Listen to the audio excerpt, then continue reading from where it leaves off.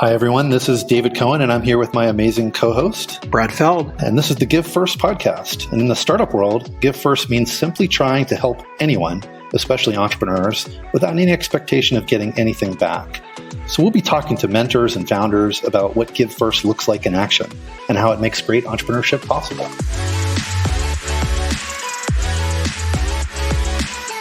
We polled everyone, and they said consistently that their favorite part of the show was the legal mumbo jumbo. So here it is. The following discussion is an expression of personal opinion and does not represent the opinion of Techstars or any company we discuss. Our conversations for informational purposes only, including any mention of securities or funds. This is not legal, business, investment, or tax advice and is not intended for use by any investor. Certain of Techstars funds own or may own in the future securities in some of the companies discussed in this podcast. Got it?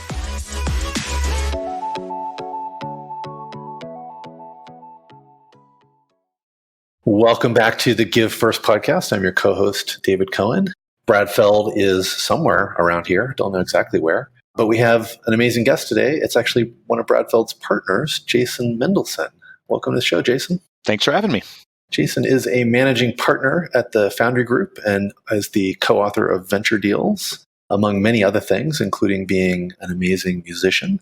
Jason is one of the invisible forces behind Techstars, but quite visible at times as a mentor as well. He's been really around Techstars since day one. So awesome to have you on the show, Jason. Thanks for having me. So wanted to make sure people have your background and a bit about your story. Many people around Techstars know you, but maybe those that aren't as familiar with the Techstars system wouldn't know that you're one of the most incredible mentors we have in the system, and that you've been doing that since day one. But give us a little bit of your personal story and into your career as you got eventually to Foundry Group. Yeah, okay. Well, look, I grew up in downtown Detroit, as you know, and eventually moved out to the suburbs, and have had many careers. I've been a professional drummer, a software engineer, a lawyer, a company founder, and then most recently a co-founder at Foundry as a venture capital firm with my partners. I have always been deeply involved in mentorship, usually on the receiving end. I wouldn't be here today if I hadn't had wonderful mentors along the way. And when you guys all created Techstars, it was just an amazing opportunity for me to give back. And it's been incredible. I certainly get more out of being a mentor than I give, but I also think it's very important for everybody to give back to their communities. It's a pretty typical path into venture through the lawyer route. Yeah. I was young. I needed the money. Please don't judge me. Well, I know you still get leaned on for that sometimes, but what did you like or not like about that phase of your career? Well, I mean, this will probably discredit me with most of your listeners. I actually loved the intellectual part of being a lawyer. I got to deal with a lot of cool and sticky issues. My nickname around here is Mr. Wolf, as far as the guy who cleans up things. And that's really cool. But what I really have enjoyed over time is working with entrepreneurs. I mean, people who are creating things, doing exciting things. Also, as I get older, I like controversy less. I like arguing less. I like cooperating and building things. And so making the full-time transition to VC has definitely been a gift. And one of the ways that I know you get back to the community is also spending time at the University of Colorado teaching. Talk a little bit about what you do there. Yeah, so I have been adjunct professor at CU for 11 years now, which I can't believe they've let me teach that long, but it's been an incredible journey. The class is graduate level. It's about 40% lawyers, 40% MBA, 20% engineers, and we teach people about entrepreneurship and venture capital. I have a co-professor, Brad Feld, who is amazing. You should have him on the show, and it's been something that's been great. It's also helped refine the book. Venture Deals, as we just released Venture Deals version 4.0.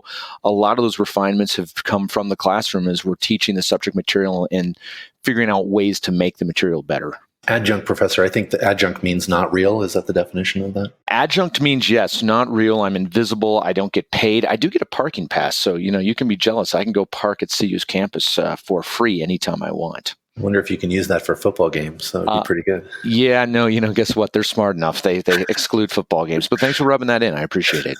You mentioned Venture Deals. That's what I want to spend time on in this podcast.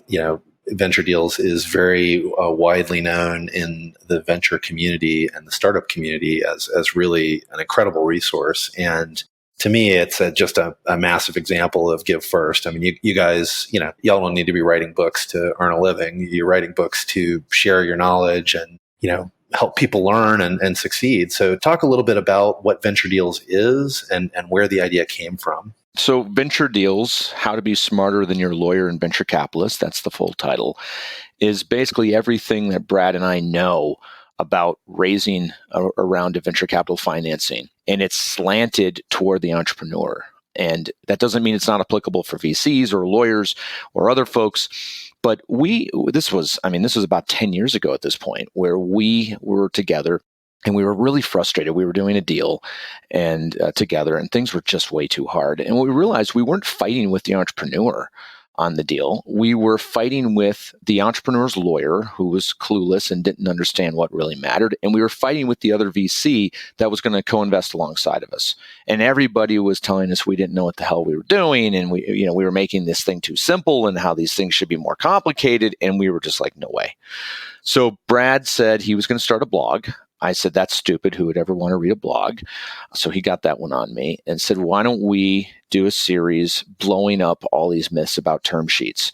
And why don't we finally let the entrepreneurs know exactly what VCs are thinking and get rid of the black box mentality? And I thought it was great. So we started on his blog. We immediately got hate letters from tons of lawyers and VCs. And that's when we knew we had done it right. And so now, many, many years later, version 4, which has expanded into things about, how to raise debt, how to sell your company, a whole bunch of things, legal issues to work out. We really just want, look, we're not supposed to be making money on terms. I certainly never want to make money on taking advantage of an entrepreneur. And none of this stuff should be rocket science. So we really wanted to give this to the community and say, hey, here are all the secrets. Now all the bad people in the ecosystem, they can just go away. And that version 1, when it first came out, you said it was about 10 years ago, I think.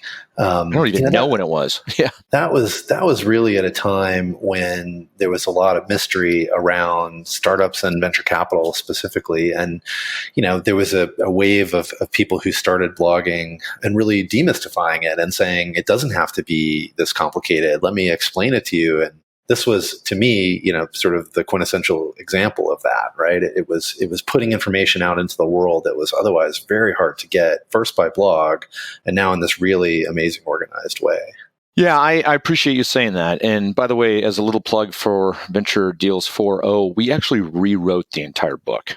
It's funny, things that you think are clear in version 1 and version 2 and version 3, you realize, wow, we could be a lot more clear. And so we've completely rewritten, even though the content in some ways has remained the same, but made it easier. Yeah, it's amazing. When you think about when we wrote the book, sure, the internet existed and blogs were literally coming online, but there was no explosion of information. You couldn't just do a Google search on what is a liquidation preference. I mean, it was really the Stone Age. And here we are where there's a ton of great resources out there. But I still think that our book is the most unbiased source of information. I think that we have a check. We have one of our friends who's a CEO who comments along the book when he either disagrees or agrees with us. And we take input from readers. Over time, people have wrote us and said, hey, we think this is not right. And we've taken those comments and we've adapted them in the latest edition. It's pretty amazing. I do love that part of the book where you have sort of the juxtaposed position of someone who says, well, I think about it differently. And, right. And not most authors are not humble enough to include such a different position. So that's a great feature of the book. The subtitle, Be Smarter Than the Lawyer, you'll say it better than me, but it's something like that. Yeah, it's the subtitles, Be Smarter Than Your Lawyer and Venture Capitalist. So tell me the truth, as an ex-lawyer, you talked about complexity and some of these terms, and you're really dealing with the lawyer on the other end, with the entrepreneur.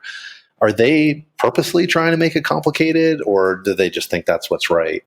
First of all, I think things are way, way better than they were a decade ago. Whether we can take a small amount of credit for that because of the book, whether the National Venture Capital Association can take some credit for coming out with some standardized documents, whether, folks like Fred Wilson, who, blog prolifically at avc.com. I think the whole, startup village came together to open up this kimono.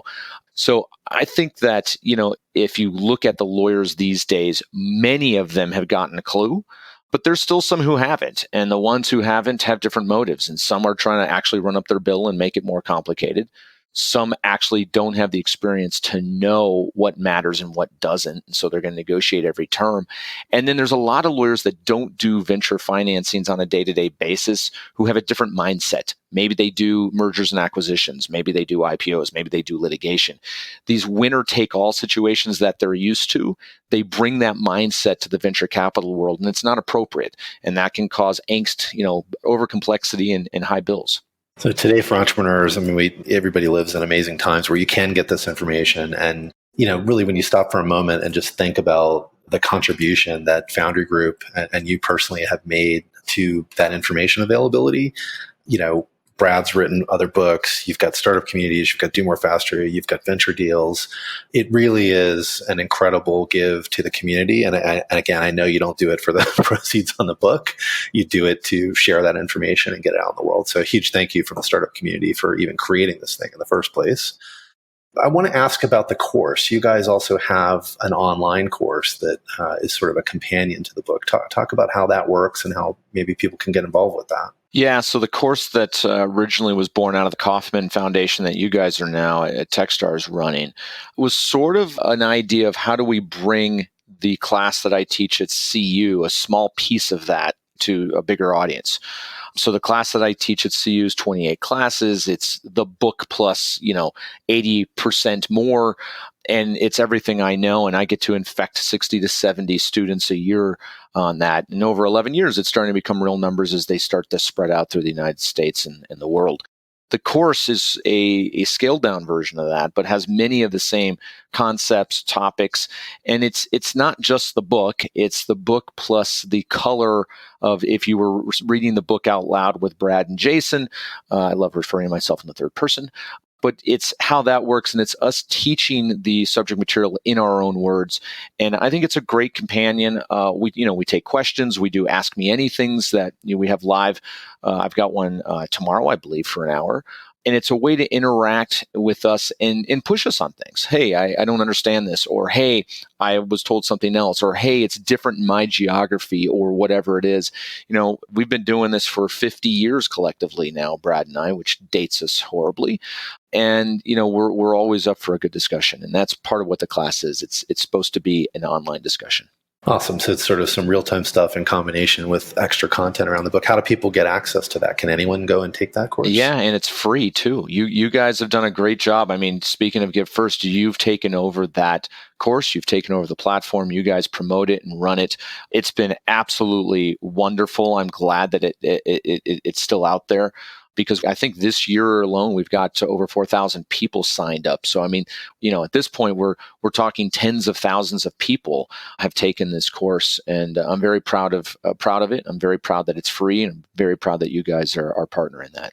Cool. You say you guys, and just for the record, I have nothing to do with it. I have no idea how it happens or where it happens. So I'll figure out the URL. I'll post it here in the show notes so people can get access to that and learn how to do that on their own. I want to ask you, what's your favorite part about teaching, and specifically in the context of venture deals? What do you love about it? I got drafted to teach by our current Attorney General, Phil Weiser, when he was a professor at the law school. They had a professor who was leaving for a semester. He wanted me to fill in. I said, I don't know, what the hell. I remember showing up in that first day of class being terrified, realizing, wow, maybe I don't love public speaking as much as I thought. And maybe I don't know the subject material as well as I thought. And I will say that when you teach a subject that you care deeply about, you find yourself thinking about it in an academic way much more than you would if you're just executing on a daily basis. I think most people who have a job they're in execution mode all the time. They don't get a lot of time to just sit and think about their craft. And the beauty of teaching is I get some silent time, a lot. I get a lot of silent time to think about my craft, think about why I'm making this statement, think about why the world works this way, and question everything. I think some of the biggest changes I've made as a venture capitalist or co-founder at Foundry, or some of the biggest ideas, have happened either preparing for class, in the middle of class, or sort of debriefing myself post-class, where I'm in this creative, quiet, thoughtful space. And it's kind of my little safe space. It's a magic little box that my brain gets to run in. And I'm eternally grateful for the folks at CU for giving me the opportunity, and eternally grateful for other folks who will listen to me when I do one-off stuff at other universities, podcasts, or through the class that we teach. A huge point. I mean, to teach is to learn, right? And I think the same way with writing. When you're writing about something, you get feedback and you learn about it. So yeah, it's funny you say that. Sorry to interrupt. One of the things, Brad and I for Venture Deals 3 tried to do the audiobook. So we actually went to studios and hour upon hour read the book. And what's very interesting about that is when you write the book and you're reading it in your head, it sounds great. And then you have to say it out loud into a microphone and you're like, oh my God, I wrote this sentence? This is the worst sentence ever, which was part of the reason that Venture Deals 4.0 was a total refactor in many ways. I love that you say 4.0 like a software engineer. And refactor. I used to be a software engineer. It did pay the bills for a while. So there we go. Well, let's talk about some of the content in the book. I'm sure it's hard to pick out some of your favorite pieces or things that you feel like have helped others the most. But does anything jump to mind? And maybe you could give us an example of the kind of content from the book. Yeah, I think there's sort of two broad things that I'm super proud of. One is we were the people who coined the terms that there's only two things that matter in a term sheet, and that's control and economics. So all the things about term sheets and venture documents and the 100 pages of legal documents that get created after you sign a term sheet, if they don't affect somebody's control of the company or somebody's economic return of the company, then it shouldn't matter. And when we were able to create that sort of paradigm, that cut down on a lot of noise and allowed a lot of people to push back on VCs or lawyers and say, hey, how does this affect these two things? And if it doesn't, why are we spending time on it? So I was very proud of that. There's been a lot of people who've stolen that from us, which I'm proud as well, but we were the ones who created that. The second thing is that we've recently weaved in some of the academic concepts, which I think are really valuable around game theory, around alignment of incentives, around bad actors. Sort of, okay, why do we do these things? Like, it's one thing to say this is what's important and what's not, but why do term sheets even need to exist? Why do contracts need to exist? What should you be looking for holistically anytime you agree to something? And sort of having the ability to step outside the particular venture deals world and use some of these lessons for greater life lessons. Hell, even negotiating with your kids. We talk about that in the book. Those are the things I'm most proud of in the book, besides just the nuts and bolts. I got to reread that last section. I've been having several arguments that I don't appear to be winning at home with my kids. Yeah, well, just because we tell you how doesn't mean you'll be successful. Fair point. Listen, this is a serious, meaty subject, this venture deals thing, and I just want to give people a little sense of you. I mentioned earlier that you're a musician. I've been on many boards with you, including the board here at Techstars.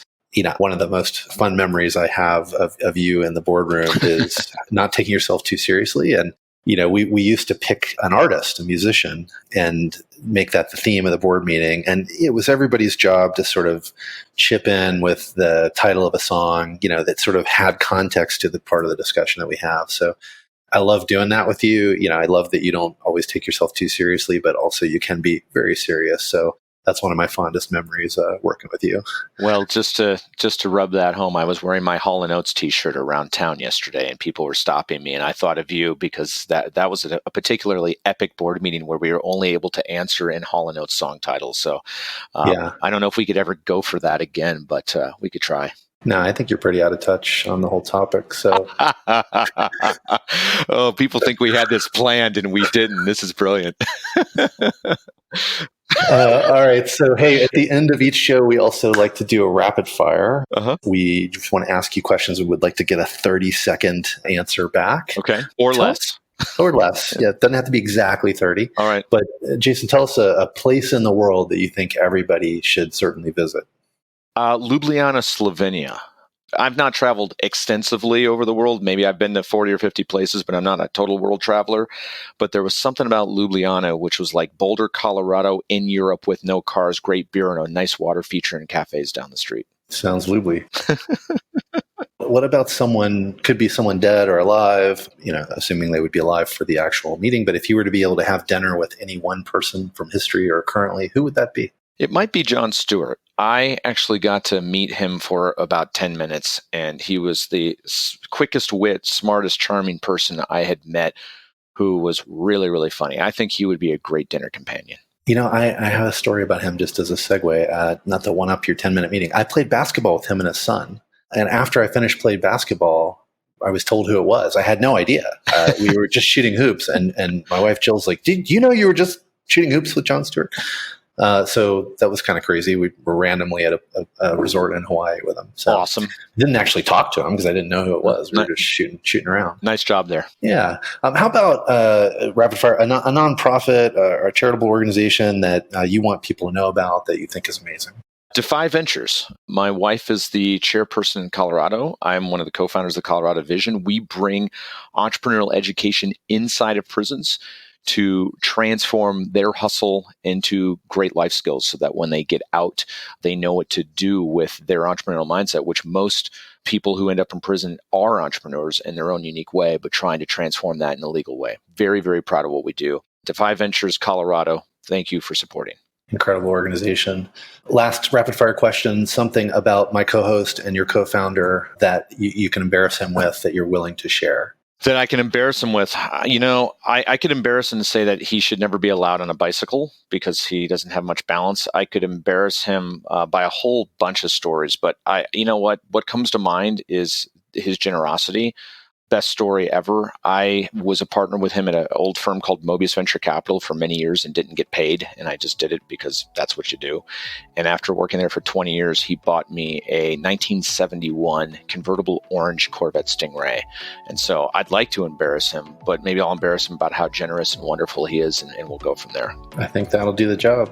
Jason, thanks for joining us on the show. Thanks for writing Venture Deals and all the other amazing things you do, not just around Techstars, but for the global startup community. Super, super helpful. Well, thank you too. I'm proud to be your partner in a few of these things. And as you know, I am here at your disposal.